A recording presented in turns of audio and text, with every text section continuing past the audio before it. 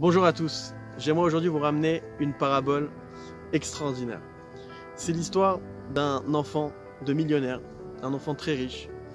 Et généralement, voilà, les kidnappeurs, quand ils s'attaquent à quelqu'un, ils s'attaquent à ce genre d'enfant. Et ils ont kidnappé l'enfant. À sa sortie d'école, ils ont débarqué avec une voiture blindée. Ils l'ont pris, ligoté, et ils ont été se cacher dans un hangar. Et automatiquement ils appellent le papa et ils disent voilà, c'est très simple, on a votre enfant en otage, si vous ne nous donnez pas 1 million d'euros livrés dans ce compte, alors on tue votre fils. Et le papa, bizarrement, il commence à dire voilà, faut que je regarde, je sais pas, il faut que j'appelle mon banquier, je sais pas combien il me reste, etc. etc. Et le voleur commence à s'énerver, il dit mais je crois que t'as pas compris, on va tuer ton fils, il n'y a pas de réflexion, là, on va le tuer, si tu n'agis pas tout de suite, on va le tuer. Et le père qui dit attendez, faut que je regarde avec ma femme, comment on peut s'arranger. Et là le voleur commence à perdre son calme, il commence à crier on va tuer ton fils, t'as rien compris, tu le prends pour des rigolos, paf, il raccroche. Et le fils il a vu la scène. Le fils regarde la scène, il dit c'est pas possible, c'est pas possible. Mon père il est millionnaire, mon père il m'aime, mon père en un rien de temps il peut déverser des millions d'euros. Pourquoi il l'a pas fait? Pourquoi il le fait pas? Et le voleur s'apprête à tuer l'enfant, etc. Et la police débarque, arrête les voleurs, il sauve l'enfant. Et quand l'enfant voit son père, il dit mais papa, pourquoi t'as pas agi? Pourquoi tu m'as pas sauvé? Il dit mon fils, la police m'avait appelé quelques minutes avant pour me dire que des voleurs t'avaient kidnappé et que la seule façon de pouvoir te sauver, c'était de les faire parler un temps de 45 secondes pour les retrouver avec un appareil sophistiqué. Ce que j'ai fait. Ça veut dire dans la vie, on a tous des histoires où on ne comprend pas ce qu'Hachem il veut de nous. On ne comprend pas ce qu'Hachem il fait, où il est. Hachem il m'aime, où il est si Hachem il m'aime. Pourquoi il me laisse dans cette situation? Pourquoi il ne réagit pas? Pourquoi il ne me sauve pas? Et la seule raison, c'est parce que tu n'as pas tout le scénario de l'histoire. Oui, tout montre à dire que c'est noir. Tout montre à dire que ça ne va pas. Et pourtant si, tout est entre ses mains. Et c'est ton père qui t'aime, qui gère chaque chose de ta vie. Fais-lui confiance.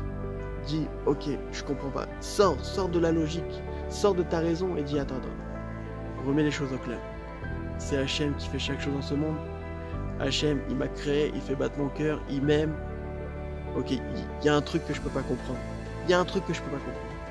Mais Hachem, s'il est là, s'il m'aime, si c'est pour mon bien, et Hachem, aide-moi à ne pas voir que ce que je vois de mes yeux. Aide-moi à voir beaucoup plus loin. Et ça peut marcher que si on lui demande des forces. Ça peut marcher que si tu comprends que tout seul, tu pourras pas comprendre. Tout seul, tu pourras pas voir le bien dans cette chose. Et c'est ça toute l'épreuve. Toute l'épreuve, elle est là, que tu ne vois pas justement le bien derrière cette chose. Arrête de réfléchir et prie. Prie. Hachem, aide-moi à voir que tu es dans cette situation. Aide-moi à voir que tu es là. Parce que c'est simple. Si une situation, elle a un problème, c'est qu'Hachem se cache.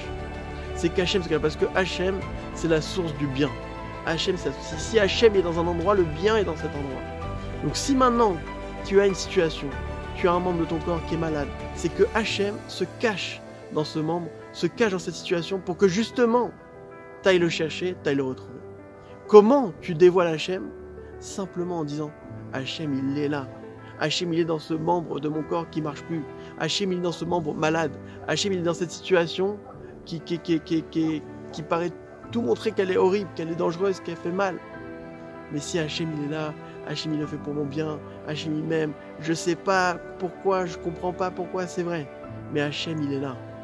Quand la personne elle fait ce travail-là, elle fait rentrer Hachem dans sa situation, dans son problème, dans son membre du corps qui ne fonctionne pas. Et automatiquement, si Hachem revient, alors la délivrance, le bien se dévoile. Et automatiquement, chez nous, décrit comme une délivrance.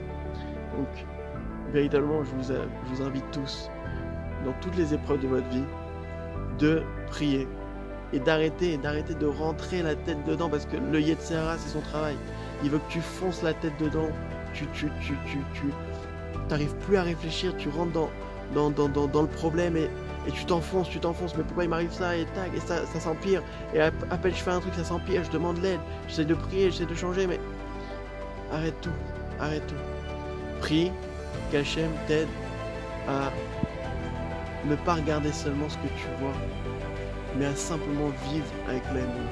Je comprends pas, je sais pas, Hachem, aide-moi à voir que c'est toi dans cette situation. Aide-moi à comprendre que je peux pas comprendre. Aide-moi à voir que ce que tu fais, c'est que du bien, que parfait. Et ça, je suis obligé de enlever la raison, enlever la logique et rentrer véritablement la logique de l'amour. Et les Hachem, quand on fait ça, comme on l'a expliqué, Hachem, il se dévoile, Hachem, il se montre.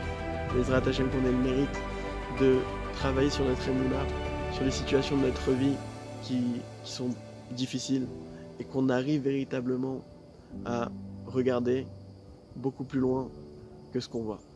Chazak à tous.